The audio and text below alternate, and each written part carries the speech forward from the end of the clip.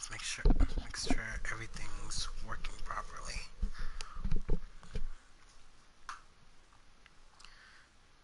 Oh, come on, pop up already. Okay, there we go. Now. Okay, perfect. Hello there, everyone. What is up? Welcome back to the Nonary Games. As you guys saw yesterday, if you caught that stream, um, we we started our second playthrough of 999, dubbing it the true ending route. Yes, we are making all the decisions that we can. We are going to find out what happened, why we're doing this Nonary game, and most likely we'll be finding out who Zero is. So, we made a different decision last time. As we did that, we ended up actually going to the four door this time with Lotus and June and Santa, and we managed to solve the puzzle to escape that room. But it looks like we got another room to conquer before we can do anything else. So anyway, no more talking. Let's just jump right back into it. And yesterday we also finished up Resident Evil 4 and started on the Separate Ways playthrough with Ada Wong. If you guys didn't catch that too, I recommend you guys go check it out before we start it again afterwards. But yeah, it's gonna be afterwards. So no more talking. Let's just jump right back into the true end route of 999.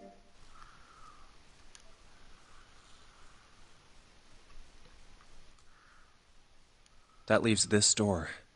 Well, looks like we don't have any choice. Yeah. Sure does. Well then, let's open it. All right, here I go. Junpei grabbed hold of the knob and quietly pushed the door open.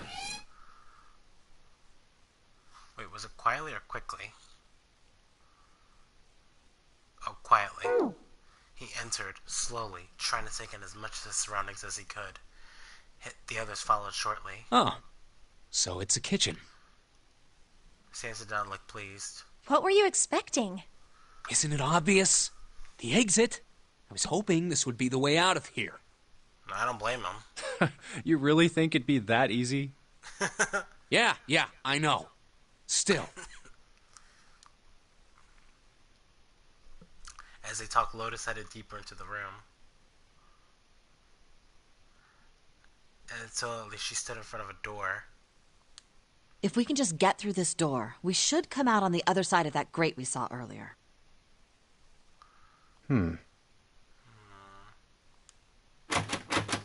No good.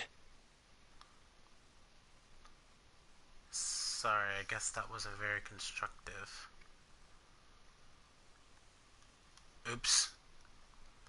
But don't we need a key for that? Sorry, I guess that wasn't very constructive. Neither Junpei nor Lotus looked terribly happy. Sorry, didn't mean to skip through the dialogue. God, what's wrong with me?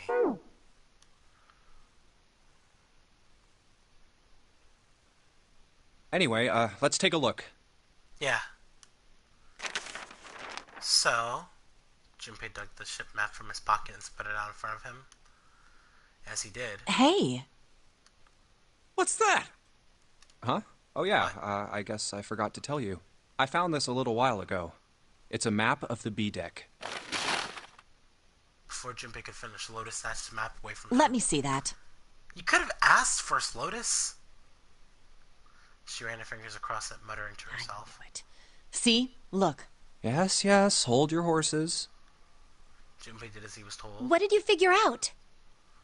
Sansa and June moved over to look at the map as well. This is handy. See? We came in here. Now if we go out there, then we'll be on the other side of the grate. With her fingers, Lotus traced a path on the map. How about that? She's right. We can get out through there. There we go. Here, you can have it back. Thank you.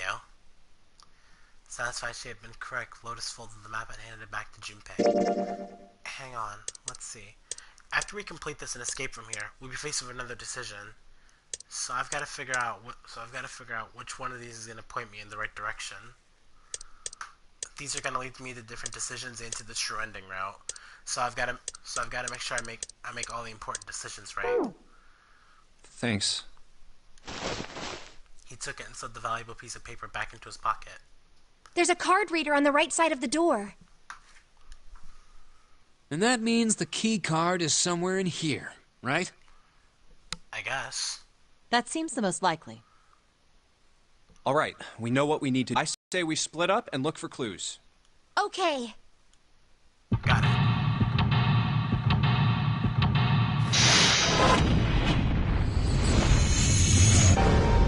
Seek a way out.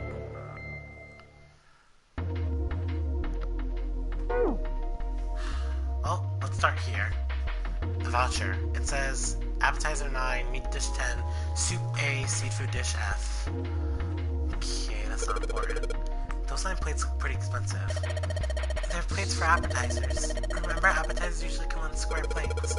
Okay. Well, excuse me, princess. A partition. There's nothing special about it. 1, 2, 3. There's 10 of them. If you flip these over, they look like hats. That metal is super deep for a plate. They're soup plates. They're made that way so that the soup doesn't spill. If you ever get out of here, you should treat yourself to a nice dinner out. What makes you think a poor culture has the money to do something like that? I think there are 15 of these plates. I'm assuming they're for seafood. How the hell can you tell that? They look just like any other plate from the 99-cent store. If you ever take a lady out to dinner, you're going to embarrass yourself. I feel sorry for June. What? Why the hell are you bringing up June? A lady doth protest too much, methinks. You are not terribly subtle. There's a bunch of little wavy ridges on this plate. Those plates are for serving meat. You really are ignorant, aren't you? Come on, it's not like I need to know this crap. Jeez. Wow, this pot looks like it's made out of silver. I bet your easy for this pot would be really yummy. Spending a day off in June drinking tea. Could such a day ever happen for me? Maybe if we escape from here with June actually alive, maybe we could do that. Jeffy? Oh, nothing. We don't really need hot water, so we should be moving on. This table looks really old-fashioned. Probably means it's an old boat.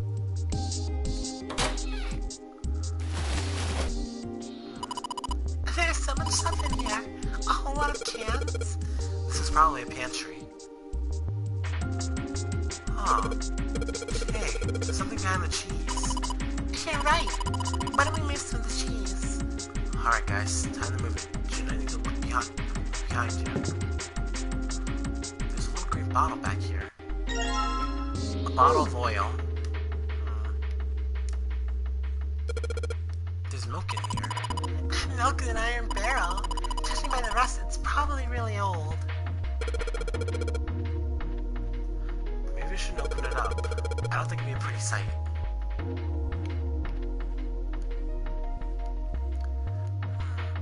We had to remove it for a reason. Is there really nothing? It looks like some kind of large tin container. Well, it's empty.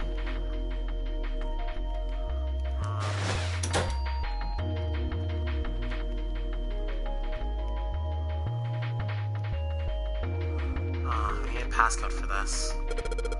All we've got here is a pot and a frying pan. Oh, and a pressure cooker. Well, I guess we could use some of those as weapons. What kind of an idiot are you? You're gonna run around holding that thing while you're looking for the dead? Hey man, it was just a joke. Why so serious? This is the door we came in through. It's not locked so we can go back out, but what's the point, right? All that's out there is an iron gate and a dead-end hallway. Yep. Might as well be locked for all the good going back out there do. Oh, a countertop. There's a rolling pin and a coal lander here. Nothing useful. A trash can. There's nothing inside of it.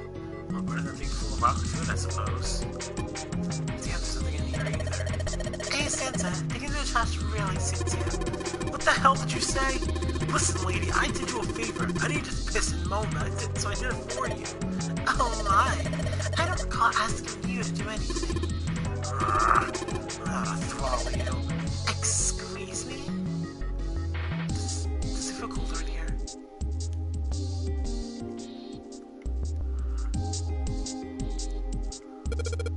Alright, it's going. This is all part of Zero's plan. Probably. Kinda hard to believe there's a chef on board somewhere. It looks like the area under the plate opens up. No, you can't. I already checked. It's sealed shut. I think that's where the coal goes.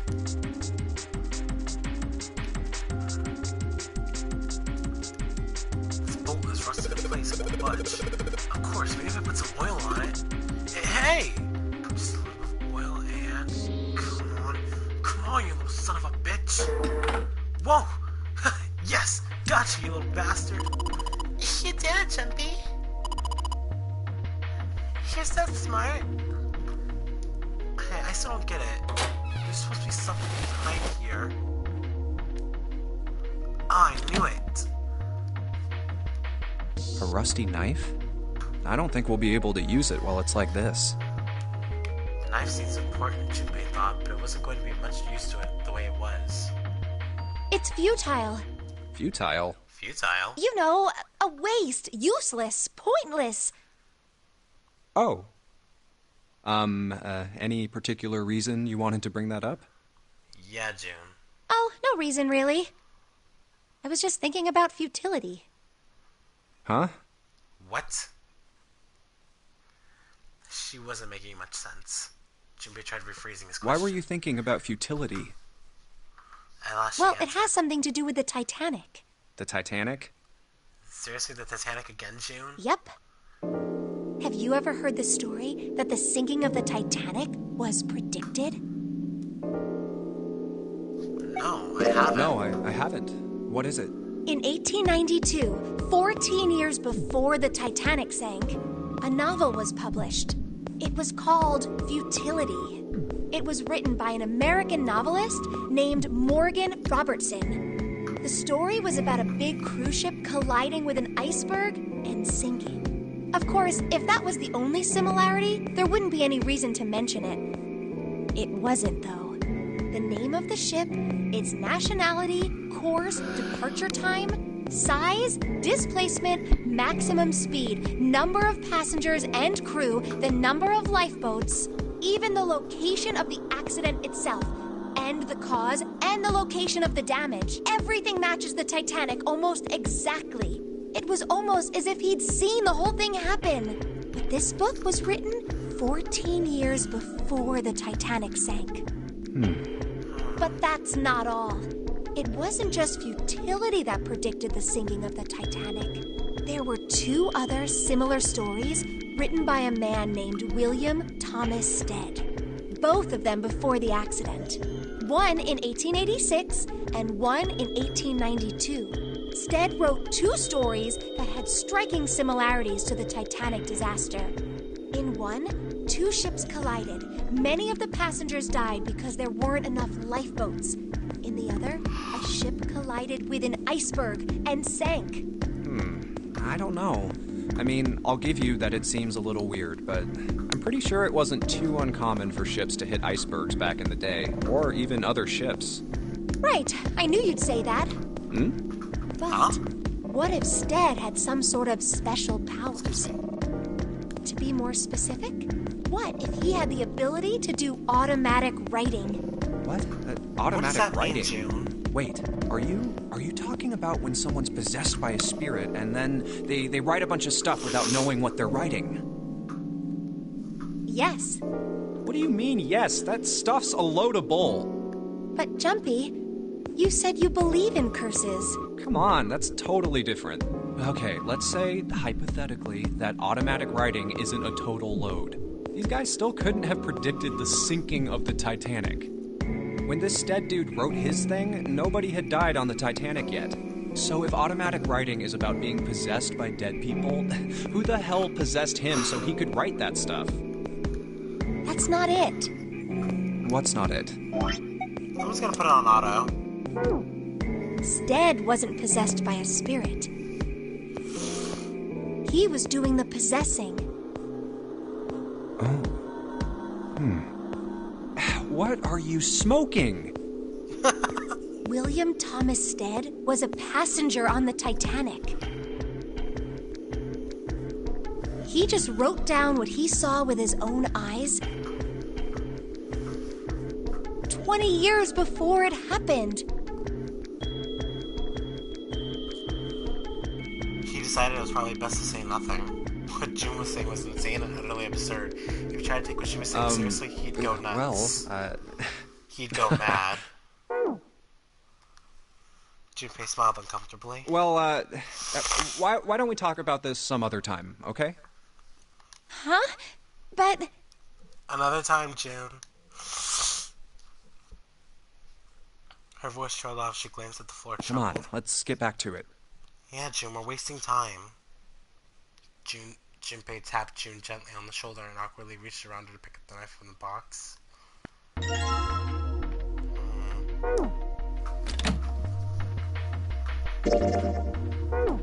Oops.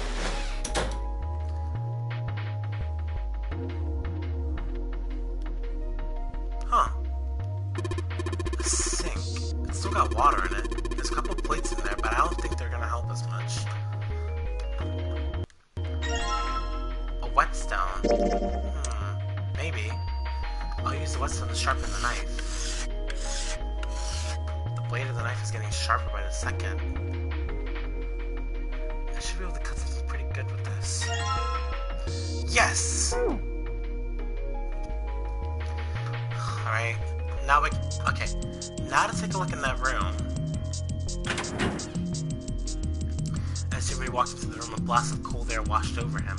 Almost instinctively, he folded his arms tight across his chest, doing what he could to conserve his body. It's cold in here. What is this place? Are you blind? It's a freezer. Sansa's teeth had already begun to chatter. Hardly surprising. The freezer was far too cold for someone dressed as he was. Lotus, however, was in an even worse situation. Oh, no way. That's way too cold for me. I'll freeze solid in seconds. No one's asking you to come in here, princess. Sorry, but I'm afraid I'll have to pass on this one. I'm going to leave the rest to you. And with that, she ran out of the room. As Lotus left, June came in. Oh, whoa. It's really cold in here. Are you sure you don't want to wait outside, June? White puffs of steam, however, hovered in front of their faces as they talked. June had already started to shiver. Hey, you don't need to be in here. You had a fever just a little bit ago. You should stay outside. We got this. No, I'm fine. My fever's gone now. But June... Junpei had scarcely opened his mouth. Huh? Ah! And the thunderous sound of metal upon metal rang out from behind them. In unison, they spun around in front of the door they had only recently come through. It was closed. Ugh! Lotus! Junpei rushed no! to the door. Why did it suddenly close? Desperately, he grabbed hold of the doorknob. Ah! Ugh! It was cold. Beyond cold. Really touched The knob's frozen. Ah! Why? They quickly deduced that the pipe next to the door had ruptured. It looks like the pipe next to it broke, and... Water released by the rupture had hit the door and frozen instantly. Sansa shoved Junpei aside and pounded against the door.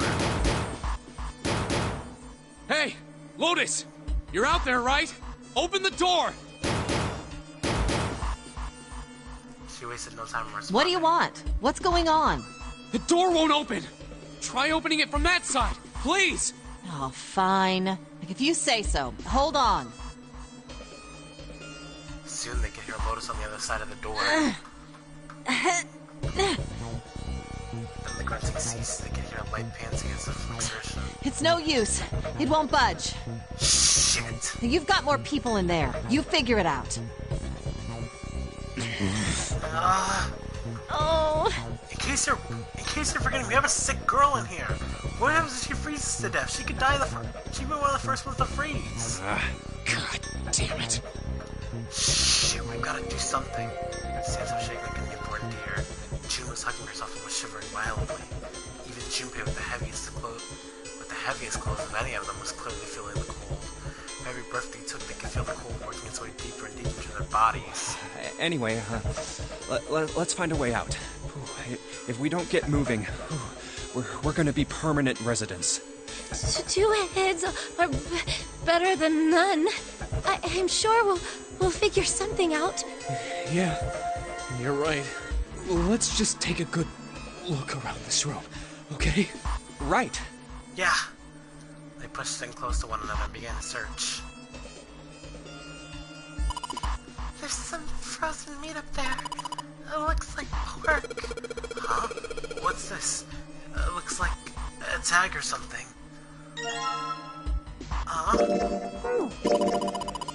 Jumpy, is there some paper in that meat? I think there's something written on here, but I can't read it like this. If we try and pull it out, it'll probably rip. You need to defrost that. Don't think we're gonna be doing that in this room.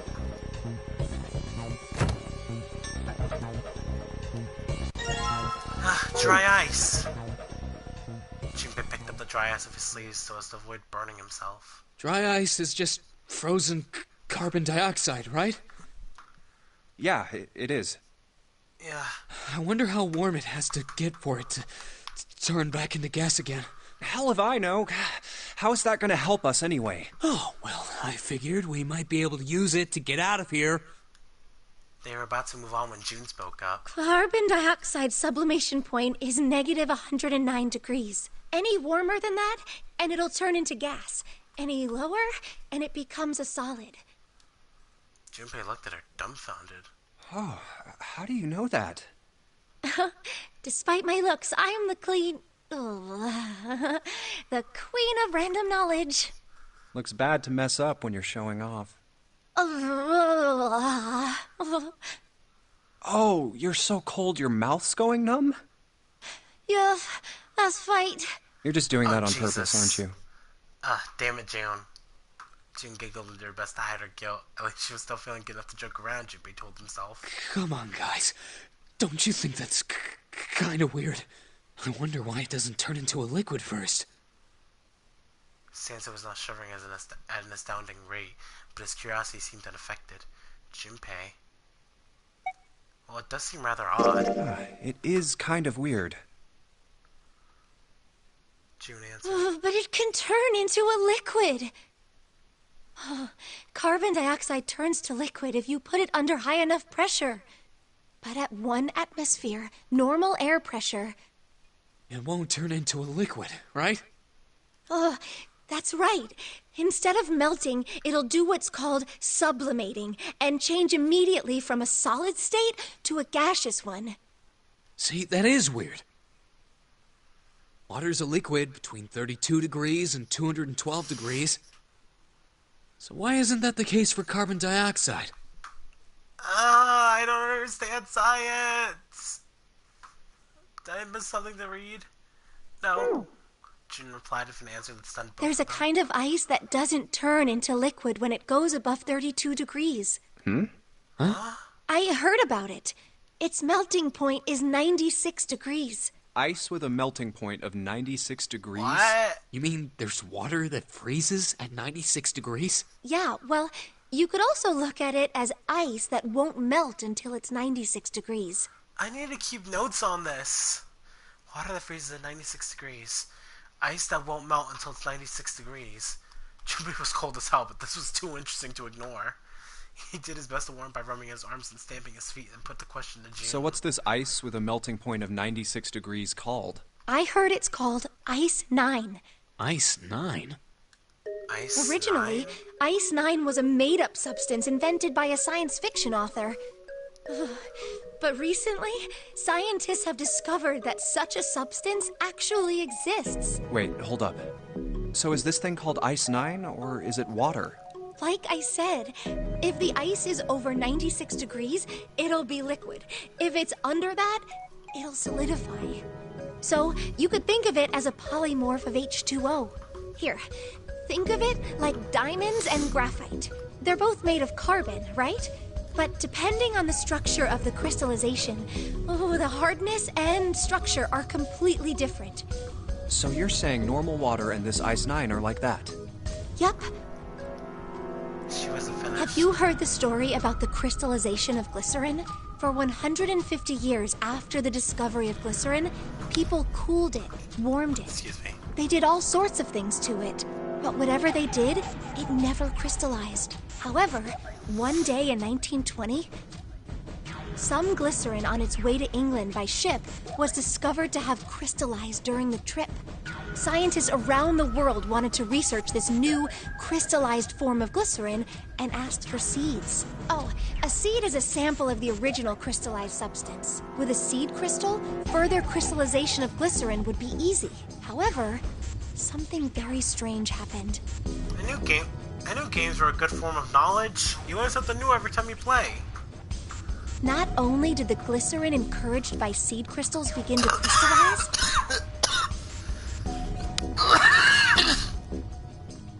Sorry. even the samples nearby did, even though they were tightly sealed. And it didn't end there. After that day, it doesn't matter where in the world it is, all glycerin crystallizes naturally when cooled to less than 64 degrees. Before that day, no matter how glycerin was cooled, it refused to crystallize. But once the crystallization had begun, it was almost like... how do I put it? It was almost like all the glycerin in the world was communicating.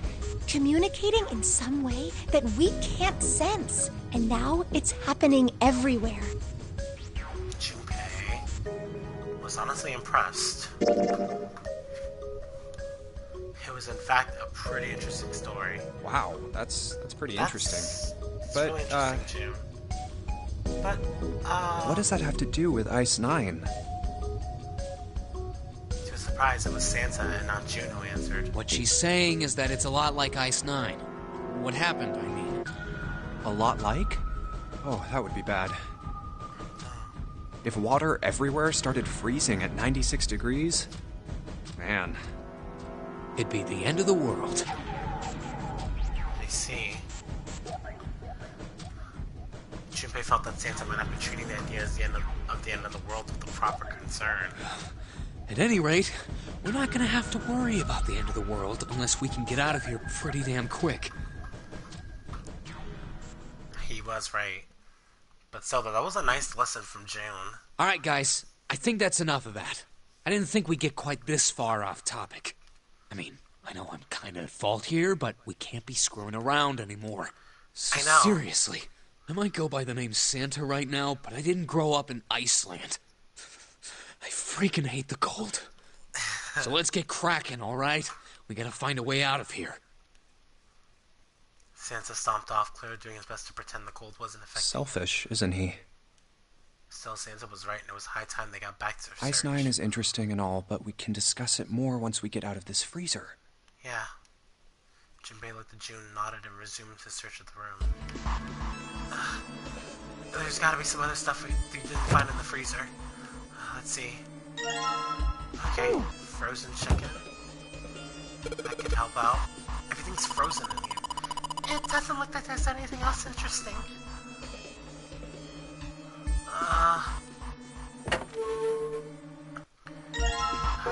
A rope? A water bottle? There's nothing else in here that looks useful. Is there anything else in here that could be useful?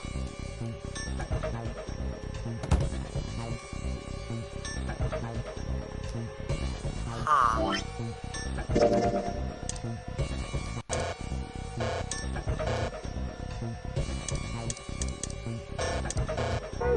Damn.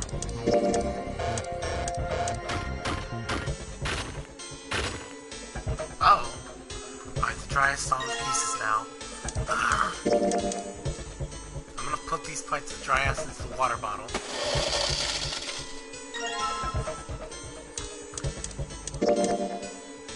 Let's just tie a rope on here. A water bottle bomb! Yes, that's perfect! Alright, June, Santa, stand back. Warm water drips from the ruptured pipe. Put water into the bottle with dry ice, and make sure the lid's closed. Now I just have to put this makeshift bomb on the doorknob. Alright, that's set. So, what do we do now? We just need to give it a little, tap. The bottle's already about to pop. If we just throw a rock or something at it, it'll go off all on its own. A small rock. Small rock. Huh. A small rock. Junpei looked down at the floor. Scattered around its pieces were dry. Scattered across it were pieces of dry ice left over from the large chunk he crushed Alright, earlier. this ought to do the trick. Alright. He pulled the sleeve down on his hand to keep from getting. They grab the chunk of dry ice. Some dry ice, huh? Not a bad idea. It's pretty good size. About as big as a. Alright, guys, stand back. Alright, you guys. Actually, we should probably hide somewhere. You better let Lotus get. You better let Lotus know to get away from the door. Well, Sansa and June looked at him. Where exactly do you expect us to hide, genius? There isn't really anywhere big enough. Yeah, there is. Look, right here. We can hide in there. Junpei pulled open the door to a small cellar. Come on, get inside, quick. Sansa and June nodded and jumped down into the hole. Junpei quickly followed. In his hand, he could feel the chill of the frozen carbon dioxide even through his sleeve. He tightened his grip, took aim, prepared to throw. Alright, here I go. Lotus, you better get away from the door. 3, 4, 5. You're counting the wrong way. Oh, oops. That is a really sad excuse for a joke, man. Sorry, dude. Alright, for real this time. You guys ready? Yes, whenever you're ready. Just throw the damn... Alright, here I go. Just throw the damn thing. 3, 3, 2, 2, 1. 1. Junpei threw the chunk of dry ice as hard as he could. With the same motion, he dug down into the cellar with Sansa and June. Just as...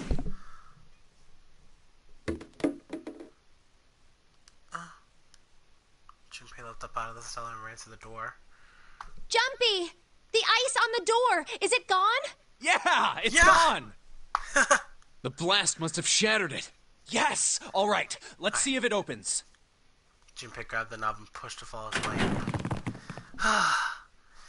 The door gave way easily and all three of them tumbled out of the freezer at Hooray! once. We're out! June, relieved, collapsed onto the floor. Move! Sansa shoved past Junpei, ran straight to the grow, which he immediately grabbed.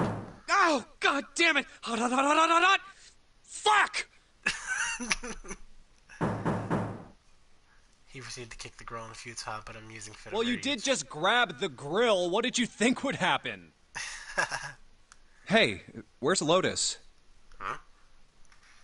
It took Junpei only a moment to find her. She was sitting on the counter, idly scratching her chest. Ooh, welcome back.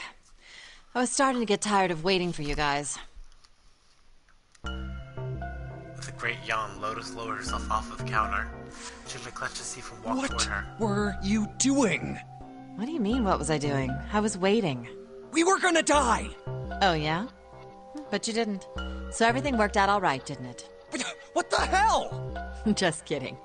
It might not look like it, but I was really worried. Oh, don't give me that crap.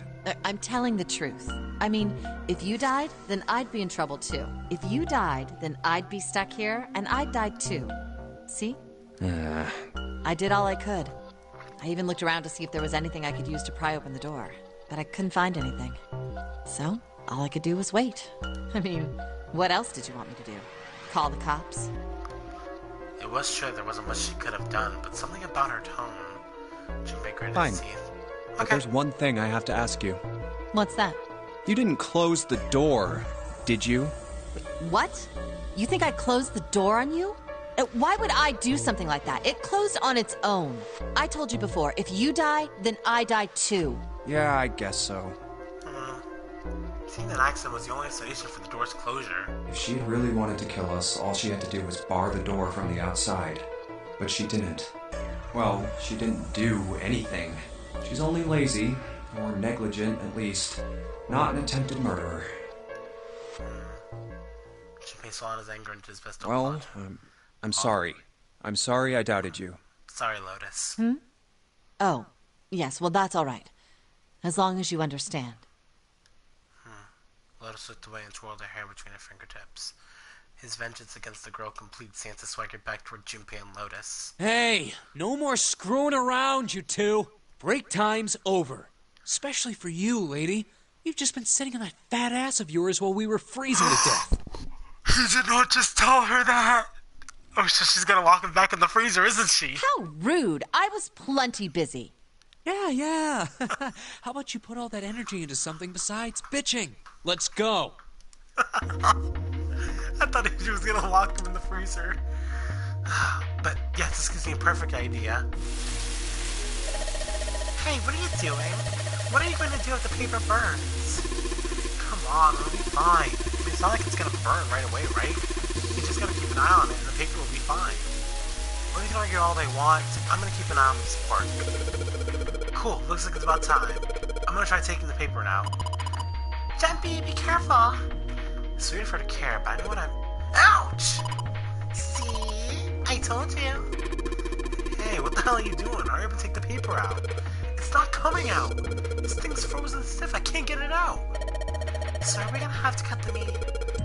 Looks that way. Let's cut the meat to get the paper. Hey, Junpei, I thought you had something you could cut meat with, didn't you? Oh yeah, the knife. Alright, now let's sharpen the knife. Yes, I cut the pork. Awesome, Junpei. Now we can cut out the paper. C plus 10 plus F. What does that mean? Let's see. Wait a minute.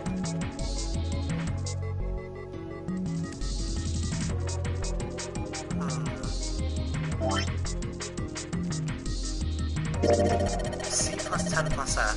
Still got a code. Damn it, now they're just screwing around.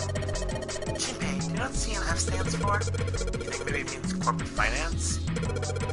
I thought it was clever and funny. C plus 10 plus F. What does that mean?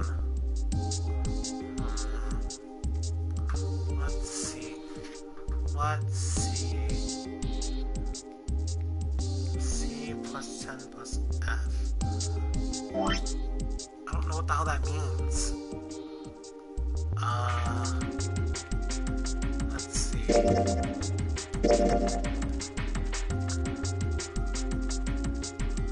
C plus 10 plus F.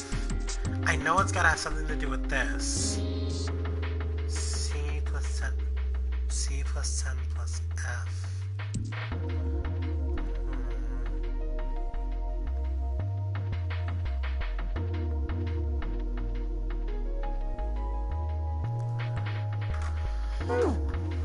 I can't exactly ask for advice. It's a lot of notes. They got a bunch of stuff written on them, but it doesn't look like code for anything like that. That's the exit. There's a big old iron plate over the door. I don't think we can open it. A countertop.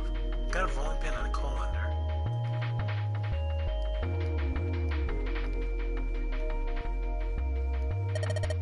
It's only a partition. There's something else doing.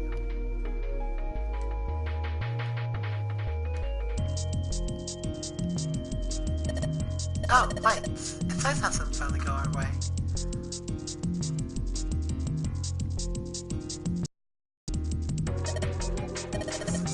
Oh, that's right. What? Wait a minute. This auction has a number of plates on the table. It says appetizer 9 and meat dish 10. Soup. A&T soups. 9 appetizers, 16 meat, 10. Wait a minute! Maybe. Hexadecimal. Number system. Oh! Yes, that can help! Base 10. Normal system of numbers. Equivalents. Ah! Yes, that's it! So...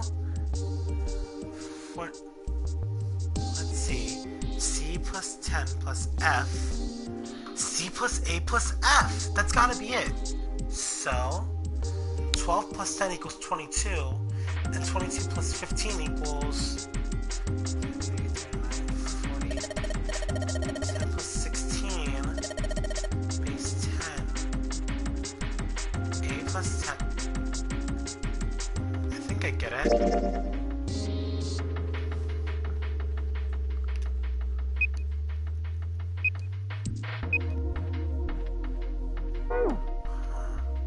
Let's see.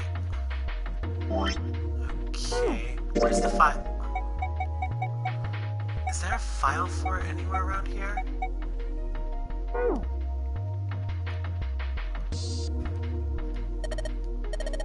hexadecimal. Alright, so what about hexadecimal? Yes, of course I do. Here's a little quiz for you. What would 9 plus f be at base 10? Well, f is 15, so 9 plus 15 would be 24, right? That's right! Good job, you're a fast learner. Okay. So there's 9 plates for appetizers. 9 is 9 even in hexadecimal. 10 for soup plates. 10 is A in hexadecimal. 15 seafood plates. F on the voucher. So there's 15 seafood plates, so F equals 15. And let's see. 16 is 2.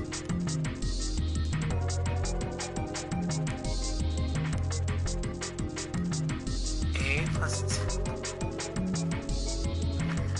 Okay, let's think of it like this. So, if C is 12 and F is 15, let's see, 15 plus 9, 24, plus 10. Oh, jeez. 10, 16, so 10 equals 16. Take out an hexadecimal. Well, this is going to be a completely random guess, but let's see. This is how we're supposed to use to enter the password. And the right number and open the other door. Junpei, maybe the note you found earlier. Yeah, I know. Excuse me. I think E is for entering and C is for clearing. So basically, that's what I do. When I answer, I press E. So if I scroll, I just press C, right? Alright, let's give it a shot. Completely random, but let's try it. Yes, it worked! Sounds like metal was falling. Well, I guess that went well. Yes! The door opened. Good job, Jumpy! Yes! The Saturn keycard! Alright. Yes! I think it unlocked now. You did it, Jumpy! Let's get out of here! Yes, let's go!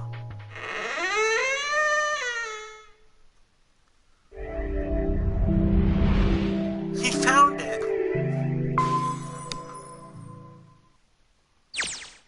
I think we've been here before.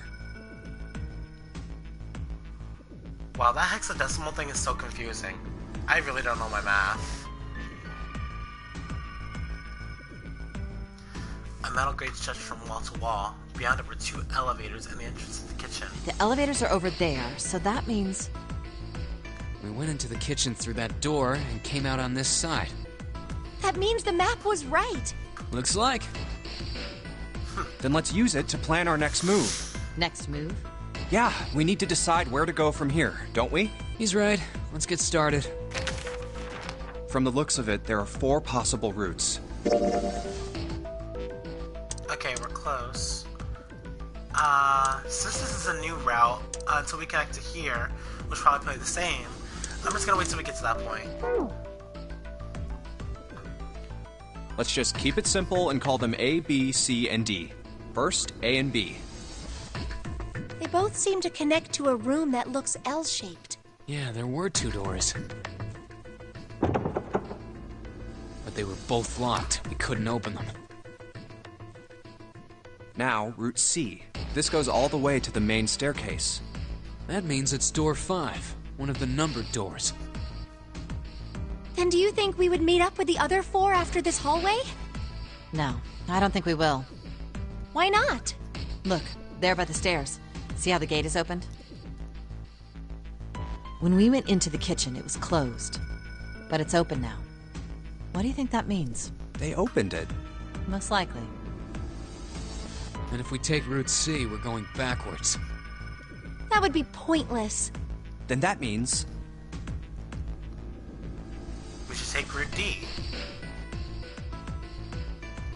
Now look at the staircase. It's a lazy curve leading down deeper into the ship. Route D, then. D it is. Yup, Route D. Then we're set. So let's go. They jog down the stairs until they reach the C deck. Everything looks okay here. Let's check the next deck just to be sure. Yes. Yeah, just like I thought. D-Deck is totally underwater. Just like the bottom of the central staircase. The water gazed back at them, its smooth surface like a At least the braid water mirror. level hasn't really changed. Small comfort.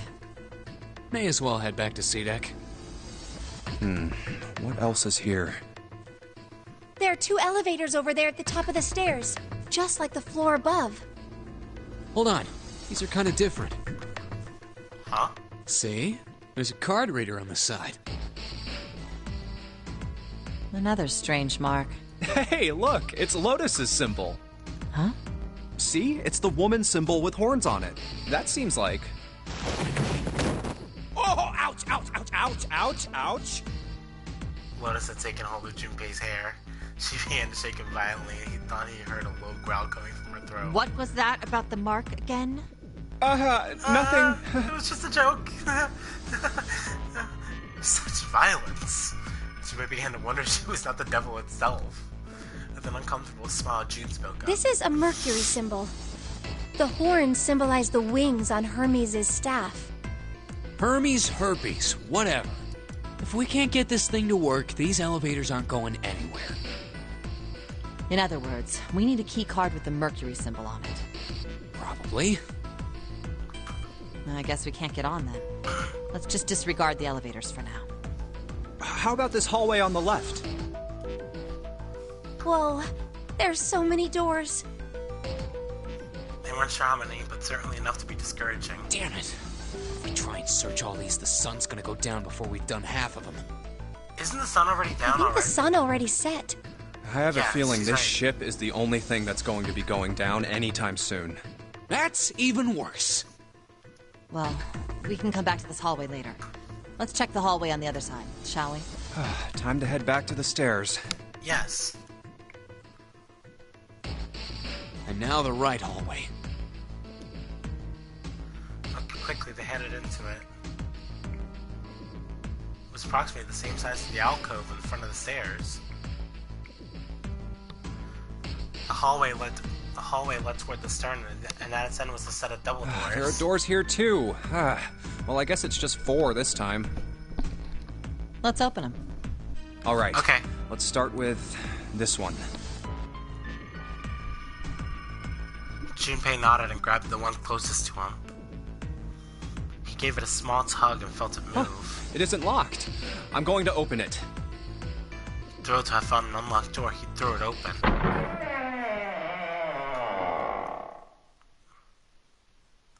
Junpei didn't know what to make of what he saw. What?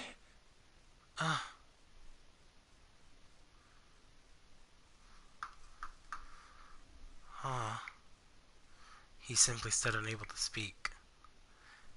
The others simply stared open-mouthed. After a few long moments, Santa managed to speak. What the hell is this? This place is huge. It's a giant hospital room, obviously.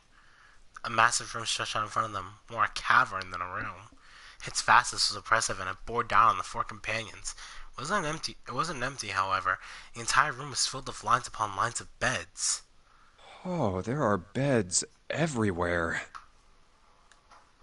They were simple things, little more than pipe and thin mattresses. Is this a hospital?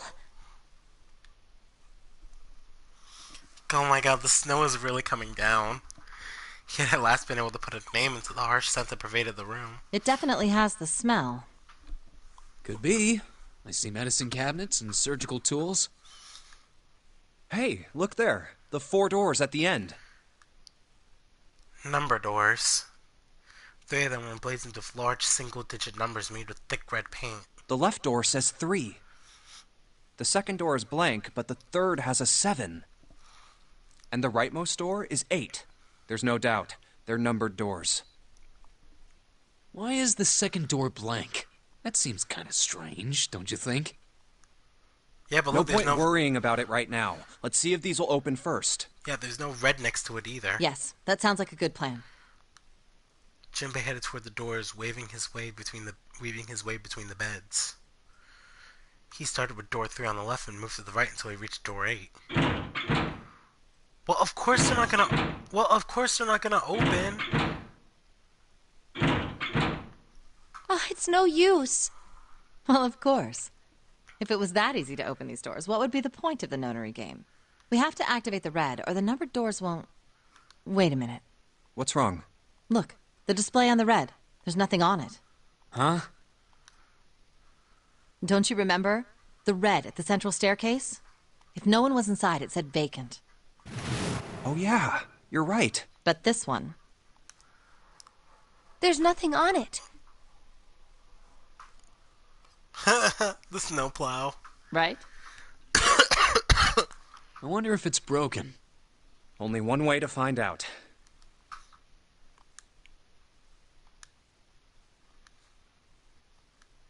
It's not responding. All 4 took turns placing their hands over the red, but it refused to respond. They pulled out the lever, but it still did nothing. As they soon discovered, it wasn't only the red for door 8 that was behaving strangely. How about the red on door 7? And door 3? None of them are working. What does it mean? Someone stripped out the parts from the reds. I knew it. They're broken. Zero sure sucks at maintenance. No, that's impossible. You really think Zero, who prepared all of this, would make such a stupid, simple mistake? Maybe, but that doesn't explain why this thing ain't working. It was at that moment they heard a voice from behind them. I believe the bottom of the device has been removed. Snake. They spun around to see. Snake! But it was more than just Snake. Ace! Ace! 7 and Clover! Clover! 7! Although they were glad to see one another, it wasn't terribly surprising that they had. If it had been the other party who had opened the gate in front of the kitchen, it wasn't unreasonable that they'd bump into one another eventually. The rest of Snake's team, however, did look rather surprised. How did you end up here? That's my line? Perhaps we should exchange information. After a moment of silence and surprise, everyone suddenly began to talk. This was to exchange information. They talked about the rooms they'd been through and how they ended up in the same place. Of course, none of it was very useful information, but it hardly mattered. Here, we're simply happy to see one another again.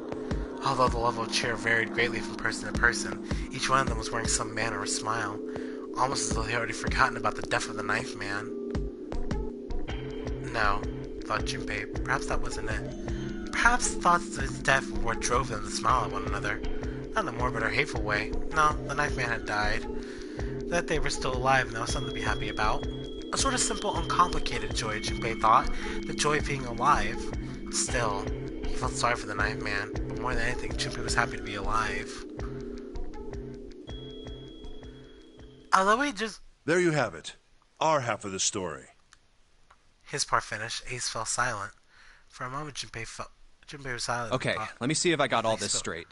When you guys got here, the bases for the reds were already gone. And you looked all over this room, but you couldn't find anything. So you figured that there might be something in the hallway with all the doors.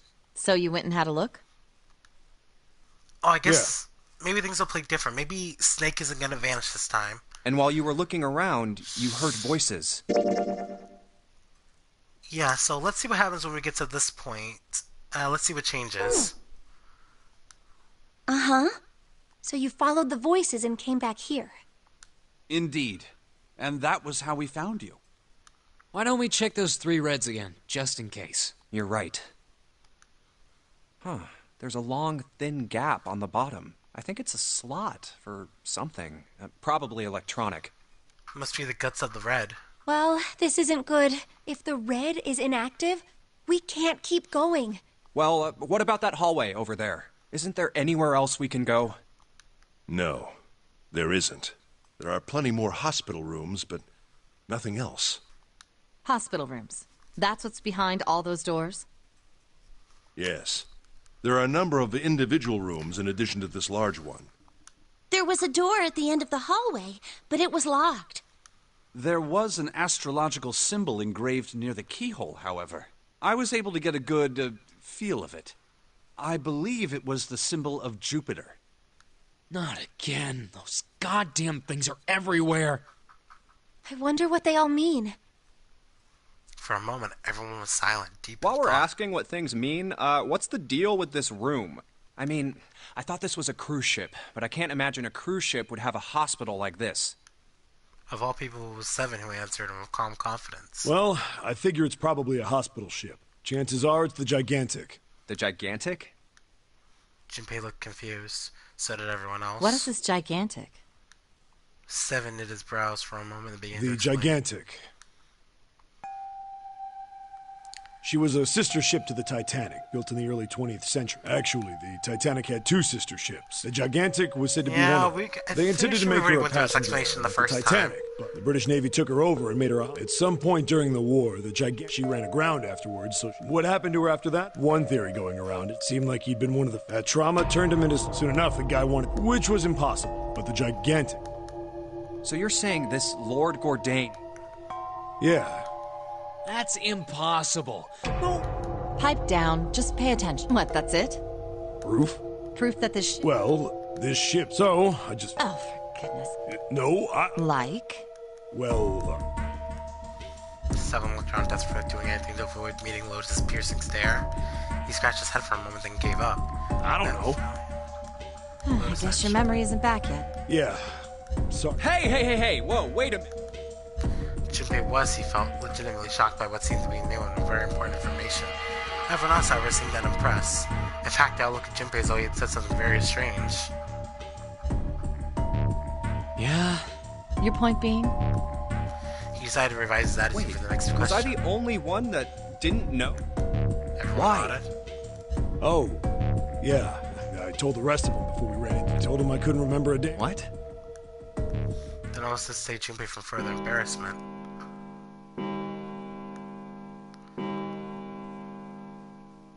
A bell began to ring from It far sounds away. like the clock in the... 10, 11, 12. Huh, 12. It's midnight. Then we've still got 6 hours left, right? We don't have any time to screw around. Let's get going. We gotta find them. What do you mean, find? How on earth do you... We've looked everywhere in this room. That only leaves one place. One? Well... Oh, Snake is still Wait. gonna vanish. Oh, jeez, I don't want to risk skipping it because then it could change stuff. So... Let's... Oh, it only does auto, won't skip it. Don't tell me you mean we need to search... Don't freak out. 4 rooms? We just have to split up the rest. If each of us can do 6... There are 40... Early expressions that encourage Lotus to trust Seven. All right, so Yeah. Yes! we'll all meet up when the clock goes... how about... Yeah. I'll shout if I... I hope we can... If we can't, then... Right. Then let's do... Let's begin searching on all your songs. However...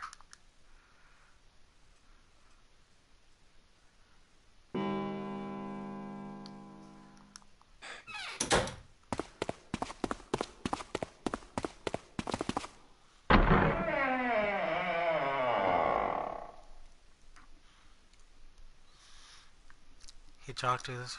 Six others already there. But now Snake's missing.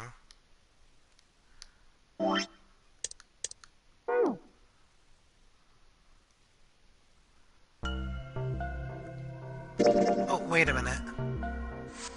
Okay, so now it's connected, so we don't have to worry about that. So let's just go ahead and skip to this point already. I think I feel I got enough time to pick another room. Yeah, we got enough time to pick another room and still follow the route.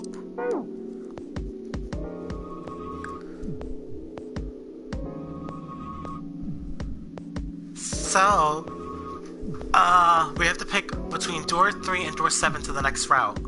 So, let's see here.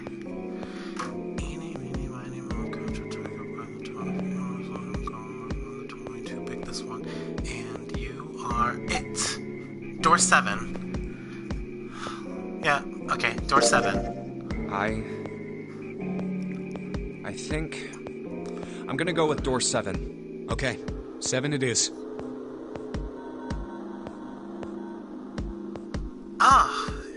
thank God she's gonna deal with it.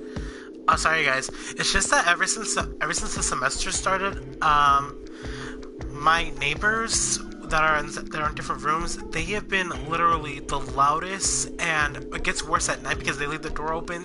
They party all night. They never sleep, and I can never end up sleeping. So yeah, my resident the RA that lives in the same house, she sent me an email telling me that she's gonna talk with them about it. Yeah. All right then. That means June's got to go through 8. What? Why? What?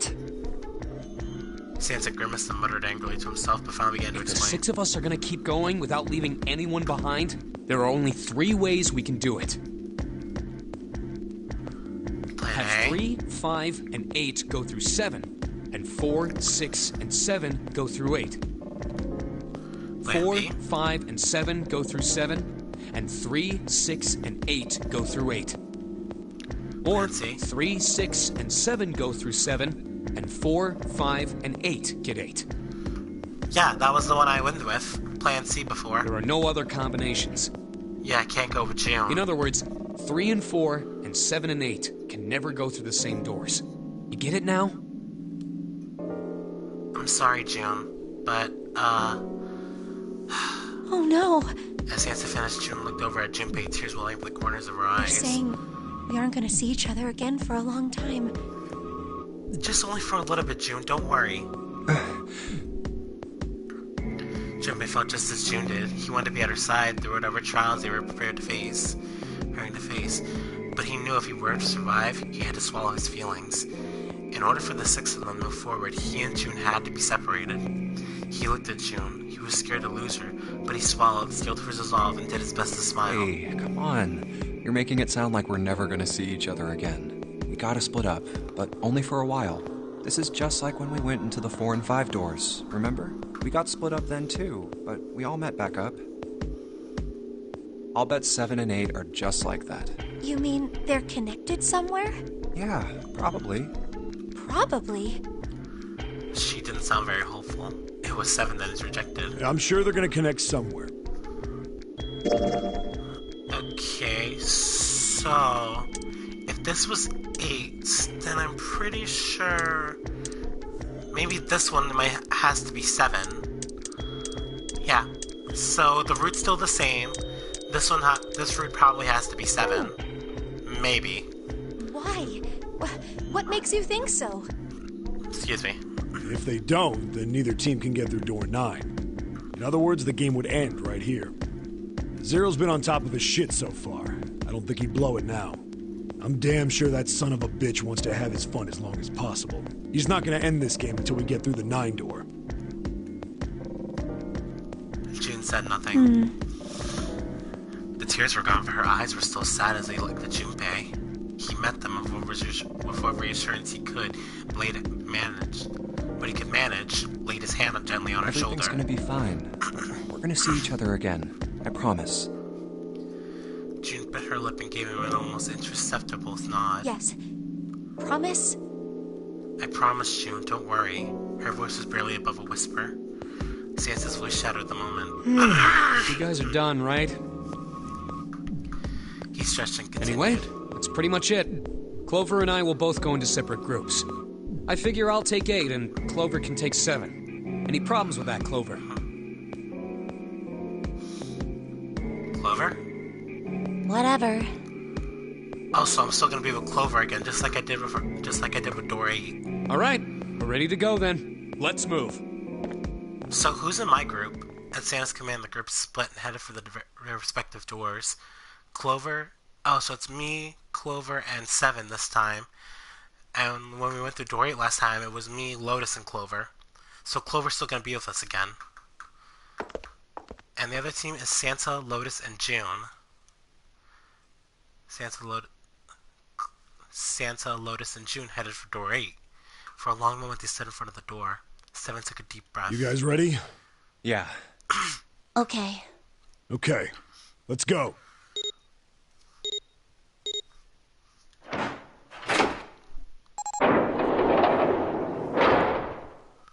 It's open. Yes! A narrow hallway stretched out before them. Seven and Clover leapt through the Let's door. do this! Hurry! The moment they did, their bracelets beeped. The detonators in the bracelets have been activated. Junpei followed forward to follow them. But as he was about to step over the threshold, he stopped. He looked to his right, toward door 8. June stood there, a mirror image of Junpei. She turned and looked toward him. Their eyes met. They nodded. June. Jumpy. Their farewell took almost 1.5 seconds. What the hell are you doing, Junpei? Oh, Jesus! Then someone took hold of Junpei's arms and hold him bodily through the door. Ah, sorry, saying goodbye to my girl. He heard the sound of the numbered door slam shut behind him. His bracelet gave a cold electronic beep. Only 81 seconds left! No time to waste, guys! Let's get moving! Seven led the way down the hallway. Junpei and Clover followed him as fast as they could. After what seemed like far more than 81 seconds, they reached the end of the hall. Look! The door on the left! I can see the dead! Yes! There was no time to rest or catch their breath. All three slammed their hands in quick succession over the scanner panel of the dead.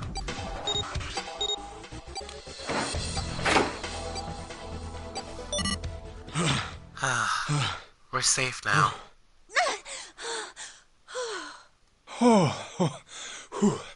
Okay.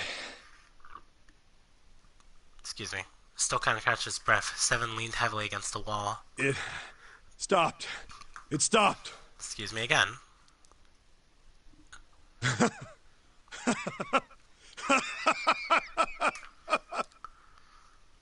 His smile seems forced and a little This is crooked. the second time we've gone through one of these numbered doors, but... Whew, you never really get used to it. I don't think I want to get used to it. I just want to get out of here. He stood up straight, no longer out of breath, and wiped some of the sweat from his head and neck. Clover smirked at him. I would have thought a guy your size would have bigger balls than that. Holy shit, Clover, what? What? What the hell did you just say? Say it again! I dare you! You have no... Clover, shut your mouth. Seven, don't yell at a little girl. You little... You wanna die? I'd like to see you try. You fucking brat. Alright, let's go! Hey, calm down, guys. This isn't the time for this. In case you guys are forgetting, we have 6 hours until the ship sink. We're deadlocked into a survival game. Already lost one member, and your brother could be dead, Clover. So how about we not do this? It's not gonna do us any good. Look, you two don't have to like each other, but like it or not, we paired up as a team, we went through the door, and now we got to escape. So can you two just kiss and make up, forget your stupid little petty fight, and let's get the hell out of here and find Snake? Junpei sighed. Sometimes he wondered if the doors and the puzzles were really the greatest challenge they Wait faced. here for a minute, alright? I'm gonna go see if there are any other doors. They didn't respond, but Junpei was in the mood for a conversation anyway. So what's the route? Oh, it's this one. So that means, push comes to shove, I could possibly end up losing Clover again if I'm not careful. When I took this route, Clover died along the way. So, I've got to choose a different route, and hopefully Clover won't end up dying. But for now, let's just play through this one and escape first. We just came through this door. And of course it's shut tight. There's a short hallway on the left here, and an iron wall. I doubt I can get through it. At last he gave up and returned to Seven, who was tapping lightly on the wooden door. This door's the only option we've got, right? Yeah, looks like it. Basically. Hey, something's written on the door. On that iron plate. It says operating room. If this thing's telling the truth, there could be body parts inside here. Well, this is probably not going to be pleasant. Something about it made Junpei feel nervous. I think we're gonna stop off right here. You know me, guys. I always like to do at least one escape room at a time. But yeah, just to save time and conserve this playthrough, we're gonna stop it off here before we enter our next room. So anyway, guys, that's going to conclude our playthrough of 999, the true ending route today. I hope you guys enjoyed it. If you did, please give it a thumbs up, comment, subscribe, and I'll see you guys back here in a little bit for the Resident Evil 4 Resident Evil 4 separate ways stream. But anyway, guys, I love you so much. Thanks again for watching, and goodbye.